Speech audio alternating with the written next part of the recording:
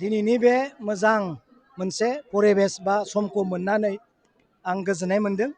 जोंनि BTC आव थानाय आइजोफोरखौ मोनसे बिजनेस खालामनानै आवगायलांनो थाखाय मोनसे एग्रिकालचार डिपार्टमेन्टनिफ्राय जोंहा सेन्ट्रेल बेंक अफ इन्डिया बिथांमोननि बेंकजों जा लन होनो थाखाय बा दिनै होनाय जाबाय।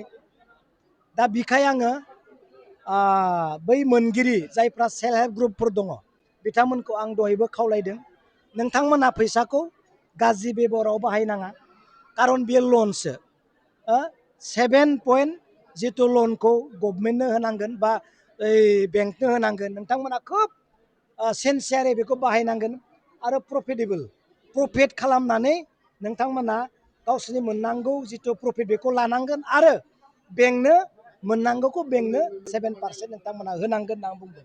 किसुमान खोथाखौ आं बेयाव बुंदों जे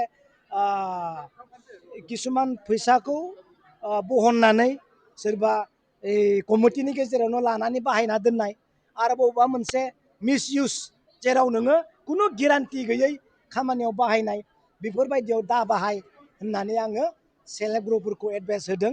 कारन बेखौ महिलाफ्रा BTCनि आइजोफ्रा मोजां खामानियाव बाहायनानै गावनि भबिसतनि थाखाय गथ' गथायनि थाखाय आवगायलांनो हायो बेखौहाय BTC सरकारा मोनसे अथराइज जि होना होदों बेखौ मोजां खामानियाव बाहायनो थाखाय आङो खावलायगोन।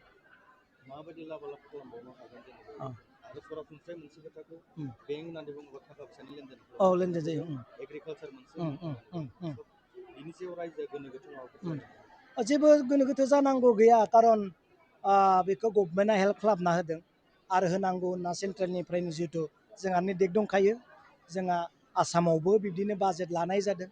दा बेखाय जा मावनांगौआथ' गोबां दङ दै जा प्रिन्सिपाल सारा बुंनाय बायदि मासरुमनि बा ब्रयलार फार्मनि माबा मा होनांगोन मोसौनि बेफार खालामनाय बा गाइखेर माबा खांनानै मोसौ लानानै गाइखेर दिहुननाय बेफोर मोनसे मोनसे आइजोफोरनि मावनो हानाय खामानि आरो गोबां दङ बिदिनो गोबां दं बेफोरखौ मावनानै जेन लाबखौ खालामना लानो हायो बेखौ जों खावलायगोन।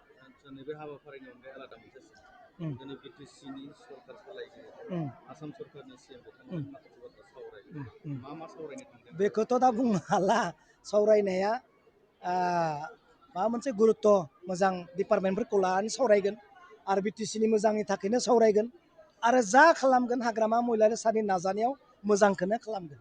हाग्रामा महिलारि सारा BTCखौ लानानै जा खालामदों मोजांखौनो खालामदों आरो जा खालामनो नागिरदों मोजांखौनो खालामनो नागिरदों। बेनिखाय दिनैनि जिथु आसाम गभर्नमेन्टनि अफिसारफोरजों बा चिफ मिनिस्टारजों रायलायनायनि मोनसे मोजां सुबिदाखौ मोनदों।